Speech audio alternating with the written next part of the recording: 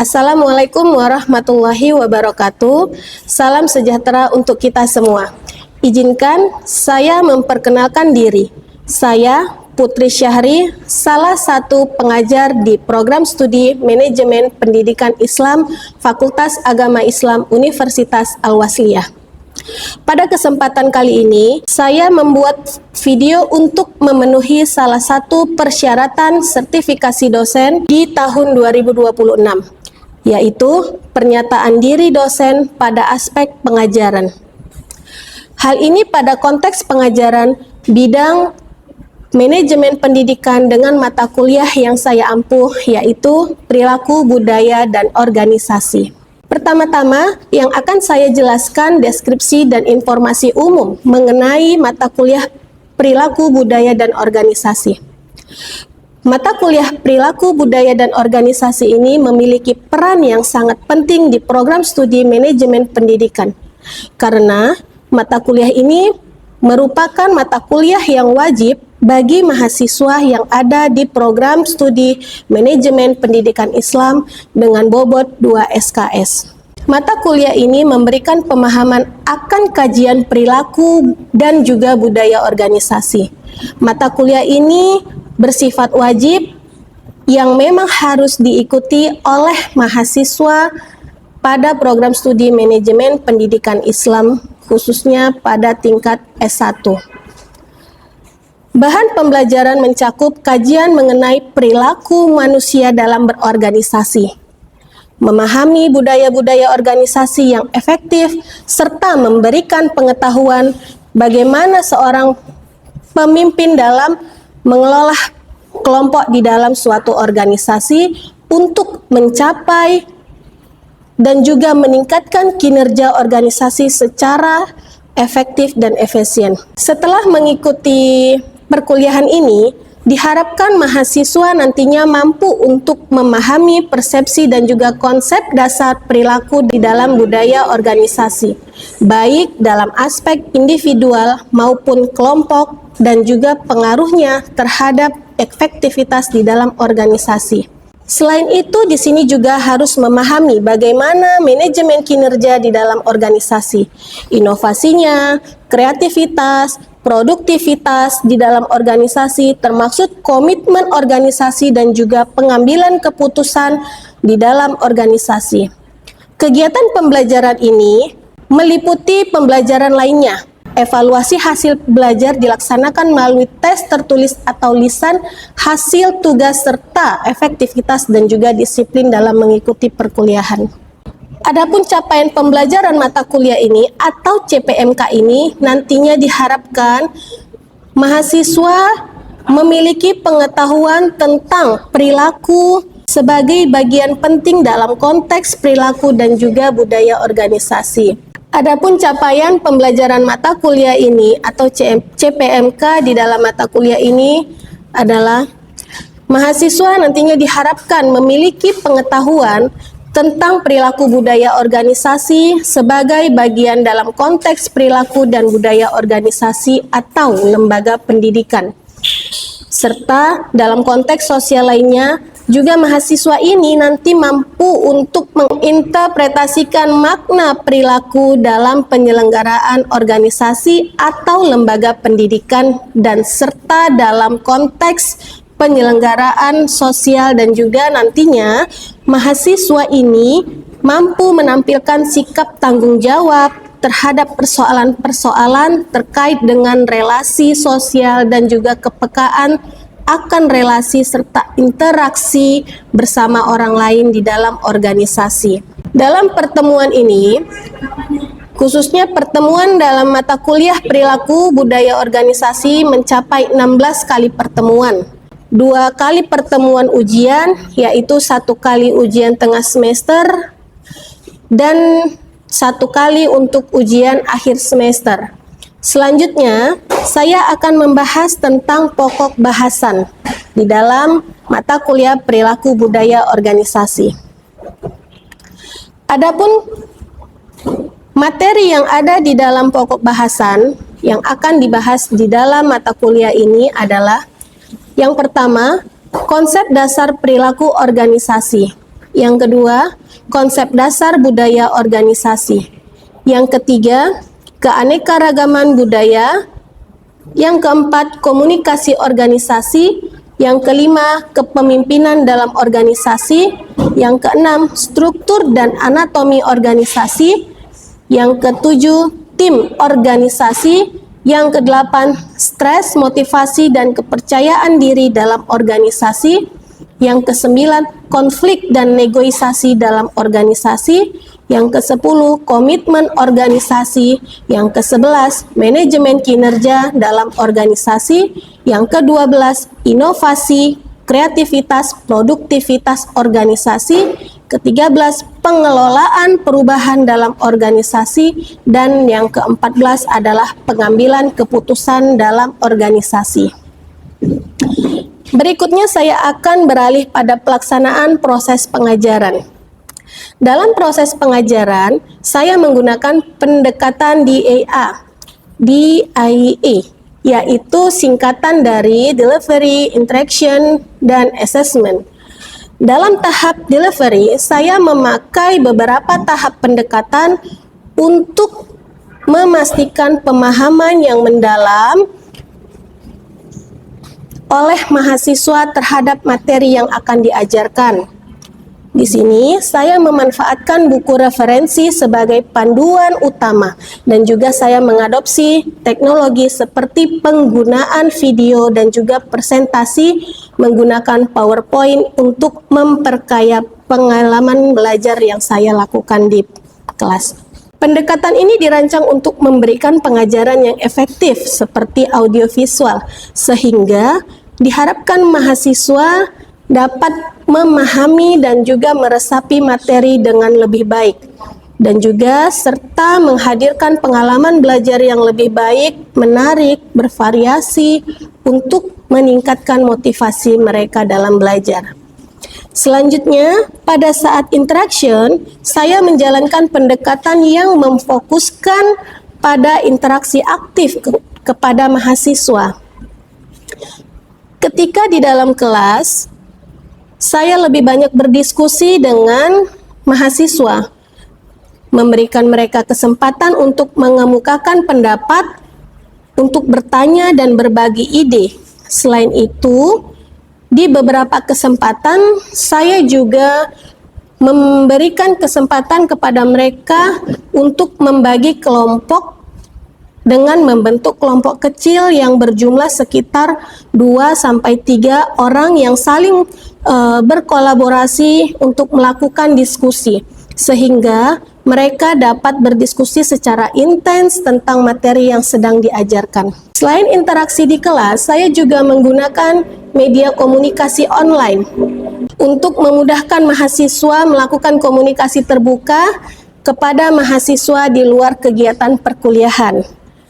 Hal ini bertujuan untuk menciptakan suasana pembelajaran yang lebih aktif, dalam arti kata pada saat mahasiswa ingin mengajukan pertanyaan, mungkin di dalam kelas mereka sedikit ragu dengan temannya, sehingga dengan adanya WhatsApp ini mungkin lebih menjadikan mereka untuk bertanya secara terbuka dan lebih nyaman dalam bertanya. Dan hal ini tentunya nanti diharapkan dapat meningkatkan pemahaman mereka di dalam materi yang diberikan. Terakhir yaitu assessment. Saya menggunakan metode evaluasi atau penilaian yang dirancang untuk memberikan gambaran yang komprehensif agar tujuan pembelajaran mahasiswa dapat berjalan secara efektif. Hal ini tentunya terdiri dari ujian dan juga kuis yang dilakukan pada saat tatap muka. Dan ini nantinya diharapkan dengan adanya penilaian ini jauh lebih mendapatkan penilaian secara efektif dan efisien. Berikutnya saya akan menyampaikan tentang penilaian. Adapun kriteria penilaian yang saya gunakan di kampus, ini tentu saja sudah disampaikan kepada mahasiswa di awal perkuliahan atau pada saat melakukan kontrak kuliah. Sehingga hal ini nantinya akan memberikan mereka pemahaman yang jelas, maksudnya mereka paham bagaimana menyesuaikan diri dengan target nilai akhir. Adapun komponen-komponennya meliputi kehadiran dengan bobot 10%, tugas mandiri dengan bobot 20%, ujian tengah semester dengan bobot 30%, dan yang terakhir adalah ujian akhir semester yang memiliki bobot tertinggi dengan nilai 40%. Demikian rangkuman singkat mengenai mata kuliah yang menjadi bahan ajar pada bidang manajemen pendidikan Islam, khususnya mata kuliah dalam perkuliahan yang saya berikan kepada mahasiswa, di mana dalam materi perkuliahan ini saya menyampaikan mata kuliah mengenai materi perilaku, budaya, dan organisasi. Saya berharap video ini dapat memberikan gambaran yang jelas secara keseluruhan dan mendalam atas kegiatan yang diselenggarakan. Saya mengucapkan terima kasih kepada tim penilai sertifikasi dosen tahun 2026 atas kesempatan yang diberikan kepada saya, dan saya mengucapkan terima kasih kepada Universitas Al-Wasliyah Medan, kepada kolega ataupun dosen-dosen yang ada di lingkungan Unifa, dan kepada mahasiswa yang turut serta dalam proses kegiatan ini. Sekian dari saya, wabillahi taufik walhidayah. Wassalamualaikum warahmatullahi wabarakatuh. Bismillahirrahmanirrahim. Assalamualaikum warahmatullahi wabarakatuh.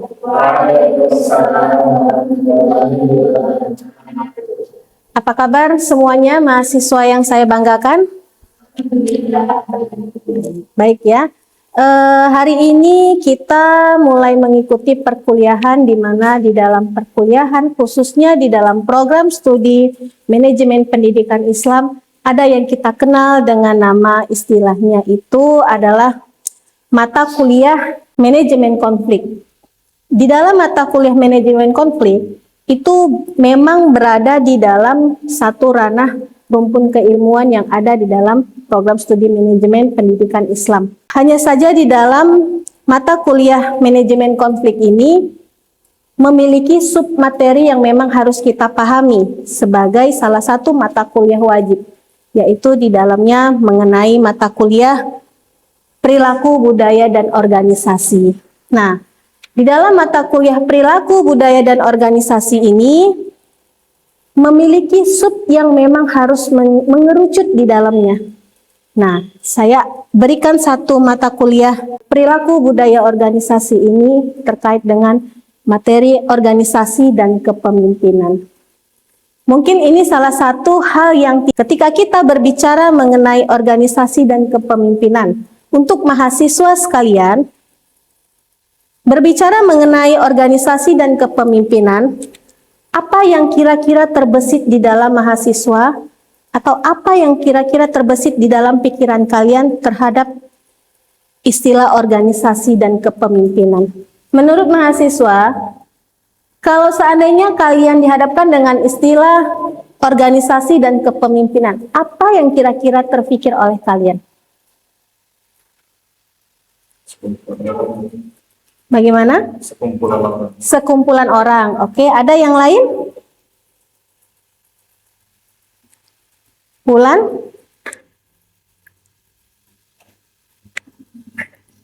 Oke.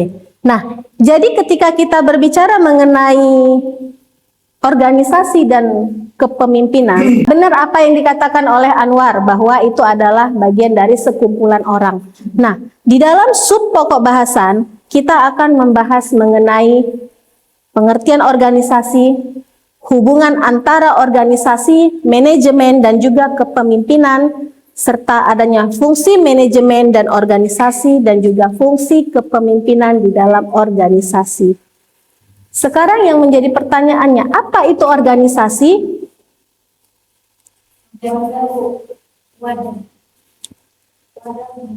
Wadah. Oke, wadah atau sebuah sistem tempat seseorang untuk melakukan kerjasama secara bersama. Oke, good. Nah, coba lihat slide di depan. Ketika ditanya apa itu organisasi, maka jawabannya adalah wadah. khususnya kita yang ada di dalam lembaga pendidikan, wadah itu adalah sebuah lembaga, baik di dalamnya itu mencakup OSIS, kemudian adanya LSM, atau adanya sebuah organisasi yang berkecimpung di dalam dunia pendidikan, itu dinamakan organisasi yang ada di dalam dunia pendidikan. Nah, menurut Kester, organisasi merupakan sebuah sistem kegiatan kerjasama yang dilakukan oleh dua orang atau lebih untuk melaksanakan suatu aktivitas yang di dalamnya memerlukan komunikasi dengan pencapaian tujuan bersama. Itu menurut si Kester. Ada lagi menurut pendapat lain? Ya, nah, untuk menurut pendapat lain, Max Weber mengatakan bahwa organisasi adalah suatu kerangka yang terstruktur yang di dalamnya berisikan wewenang, tanggung jawab, dan juga pembagian kerja untuk menjalankan masing-masing fungsi yang terstruktur. Jika kita kaji lebih dalam lagi, banyak lagi menurut pendapat atau ahli-ahli yang menyatakan bahwa sebuah organisasi itu adalah sebuah hubungan yang menyangkut pautkan dengan adanya hubungan antara orang yang satu dengan orang yang lainnya. Oke, baik, coba lihat bagan yang ada di depan di layar. Nah, kita lihat bersama-sama. Untuk hubungan organisasi, manajemen dan kepemimpinan itu sangat erat kaitannya. Ya, sangat erat kaitannya, di mana di dalam hubungan organisasi, manajemen kepemimpinan adalah salah satu wadah yang menempatkan sebuah organisasi dengan manajemen. Tanpa adanya organisasi, maka manajemen tidak akan berjalan. Begitu juga dengan tanpa adanya manajemen, sebuah organisasi tidak akan tumbuh. Dan tanpa adanya organisasi dan manajemen, tidak ada seorang pemimpin, dan sebaliknya, pemimpin itu ada karena adanya organisasi dan manajemen. Maka sehingga mereka ini akan membentuk suatu sistem kesatuan yang dapat menciptakan atau menghasilkan suatu tujuan bersama di dalam organisasinya. Sampai di sini bisa dipahami? Oke. Baik mahasiswa yang saya banggakan, saya akan menampilkan suatu bentuk kepemimpinan yang ada di dalam suatu organisasi. Bisa kita lihat secara bersama-sama video di depan. Oke, ini hanya ilustrasi ya. Nah, boleh kita ambil video. Coba lihat video yang ada di depan dengan adanya kepemimpinan.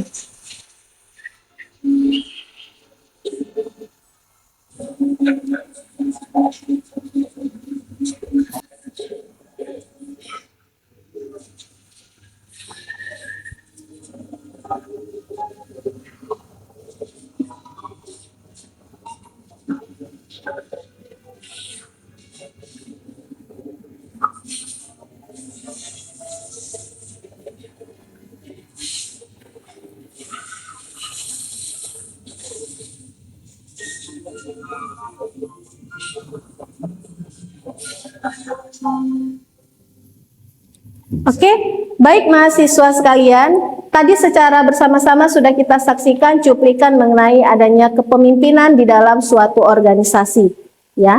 Jadi dengan adanya cuplikan tadi, kira-kira menurut kamu, hal apa yang kira-kira bisa kamu ambil di dalam cuplikan tadi terhadap adanya kepemimpinan yang kita pelajari hari ini?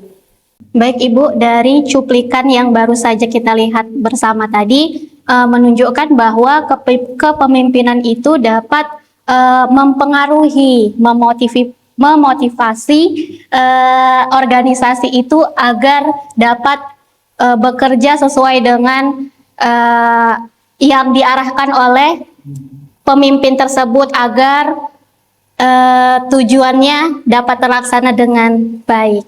Oke, baik, terima kasih atas pendapat yang telah disampaikan mengenai video yang sudah ditayangkan. Selanjutnya, untuk Anwar, menurut kamu, apa pandangan kamu dari adanya video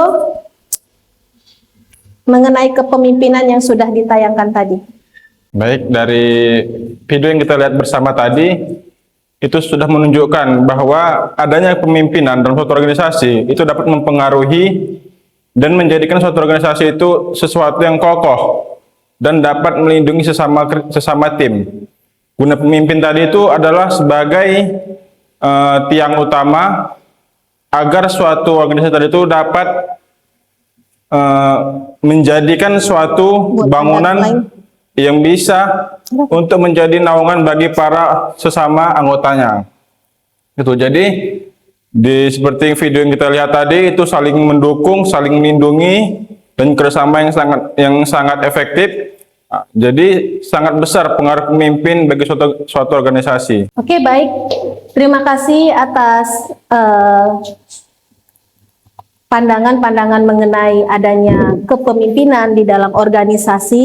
Mungkin secara keseluruhan untuk definisi kepemimpinan itu merupakan proses seseorang di dalam memimpin suatu kelompok atau organisasi di dalamnya. Sehingga organisasi tersebut dapat mencapai suatu tujuan yang diinginkan dan dinikmati oleh kelompok bersama.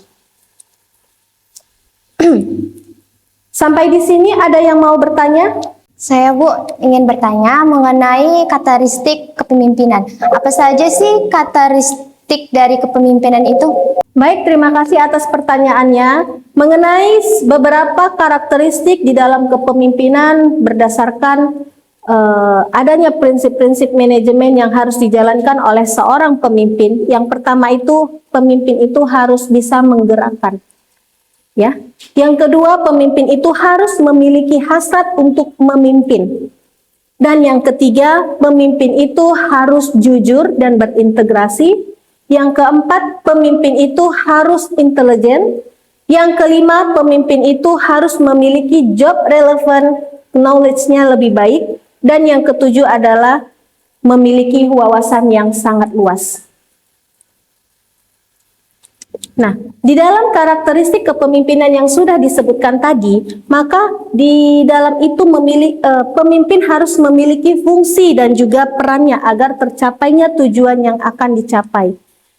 Kenapa dikatakan demikian? Karena kepemimpinan di dalam organisasi terdapat dua kepentingan orientasinya, yaitu untuk kepentingan tujuan organisasi, dan yang kedua adalah kepentingan tujuan di dalam organisasi. Oke, baik mahasiswa yang saya banggakan, tadi sudah sama-sama kita berdiskusi terkait dengan adanya materi organisasi dan juga kepemimpinan yang dapat mempengaruhi manajemen di dalam sebuah lembaga. Nah, jika kita tarik lagi lebih dalam, untuk definisi kepemimpinan itu merupakan salah satu hal yang dapat mempengaruhi atau memberi contoh yang dilakukan oleh pemimpin kepada bawahannya atau anggotanya di dalam sebuah organisasi. Jadi dengan cara inilah suatu pemimpin dapat mencapai suatu tujuan yang ada di dalam organisasi tersebut. Nah, jika dikaitkan dengan manajemen, tentu saja hal ini sangat berkaitan. Ibaratkan kalau kita melakukan sesuatu tanpa hasil itu kan nihil ya. Nah, maka dari itu kepemimpinan tanpa manajemen itu hasilnya juga nihil. Nah, di dalam rangkaian hasil daripada yang sudah kita diskusikan mengenai adanya manajemen, tentu saja dapat kita ambil kesimpulan bahwa manajemen ini merupakan suatu seni yang dapat menyelesaikan suatu pekerjaan melalui bantuan orang-orang yang ada di sekeliling kita. Ya, tentunya definisi ini menurut salah satu pakar dari manajemen, yaitu menurut Mary Porter Follett. Di sini yang menyatakan bahwa seseorang manajer bertugas untuk mengatur dan juga mengarahkan orang lain untuk mencapai suatu tujuan di dalam organisasinya. Nah, baik mahasiswa sekalian, demikian materi yang saya sampaikan untuk pertemuan hari ini. Untuk mengkaji dan juga memperdalam apa yang sudah kita pelajari, coba kalian baca dan juga pahami referensi-referensi yang berkaitan dengan manajemen kepemimpinan di dalam sebuah organisasi, dan ini nantinya akan kalian temukan apakah seorang pemimpin itu lahir dengan sendirinya atau kepemimpinan ini lahir dari adanya faktor lingkungan yang ada di organisasinya. Mungkin ini menjadi salah satu PR kita bersama dan menjadi bahan renungan kita bagaimana kita menjadi seorang pemimpin untuk diri kita sendiri. Sekian pertemuan hari ini. Wabillahi taufik wal hidayah. Wassalamualaikum warahmatullahi wabarakatuh.